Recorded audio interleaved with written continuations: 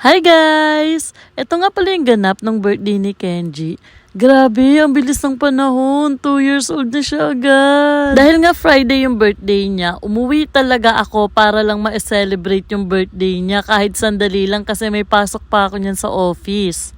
Sinurprise nga namin siya dyan and sobrang saya niya talaga. Last time kasi nag-swimming kami and may ganyang sasakyan doon tapos tuwang-tuwa siya.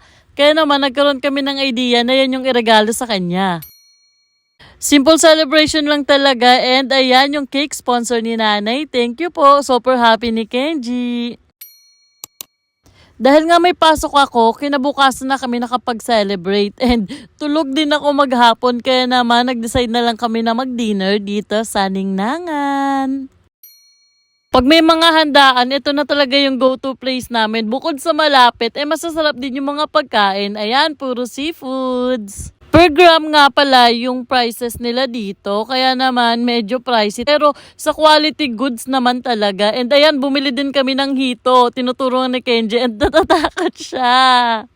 Pagkatapos nga namin umorder, nagulat ako kasi may bit-bit ng lobo si Kenji and galing daw yan kay tatay. Thank you po. Super happy ng bata.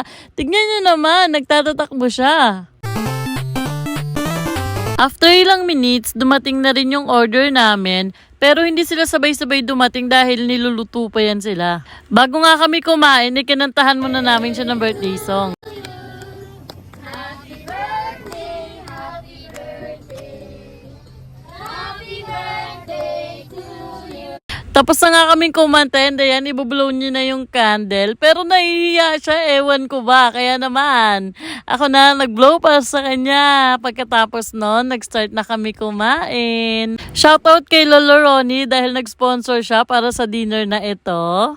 Pagkatapos nga namin kumain, umalis na rin kami kasi pagtapos namin dyan, may pupuntahan din kaming birthday celebration. Hinatid nga muna namin sila Lola and pagkatapos ng dumiretso na kami sa next na pupuntahan namin. Pagkatapos nga namin doon, nag-coffee kami ni Daddy. May bagong coffee shop kasi nabukas sa amin and inabot kami ng 2 a.m.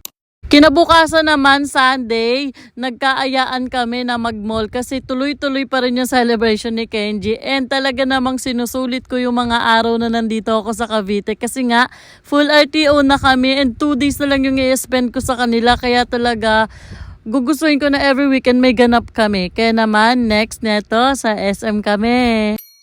Pagdating nga namin doon, dumiretso na sila sa game station and ayan, tignan nyo si Kenji, nakakatuwa. Kung makapagbasa ng brochure, akala mo talaga marunong na.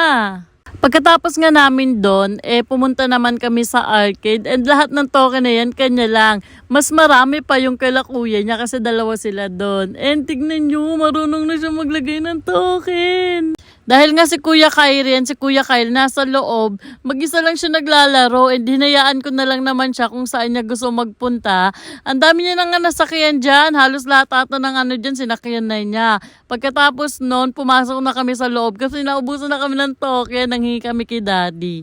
Medyo napagod nga ako sa pag-aalaga kay Kenji kaya sabi ko kay Daddy siya naman and ako ay maglalaro na.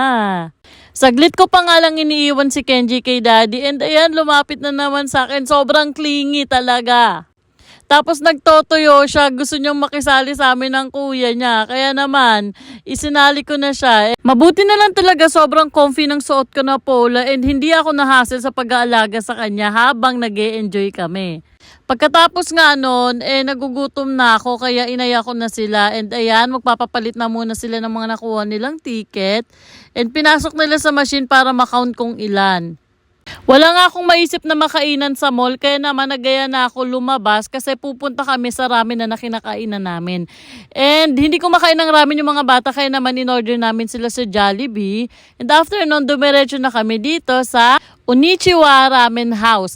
Located ito sa Paliparan sa tabi ng Mabuhay. Nung una talaga akala namin pricey dito. Pero tinry namin, sobrang affordable and lagi na namin siyang kinakainan. Pagkatapos nga namin mag-dinner, umuwi na rin kami. Sobrang nakakapagod tong araw na to, pero sulit naman talaga. O siya, hanggang dito na lang. See you sa next vlog. Bye-bye!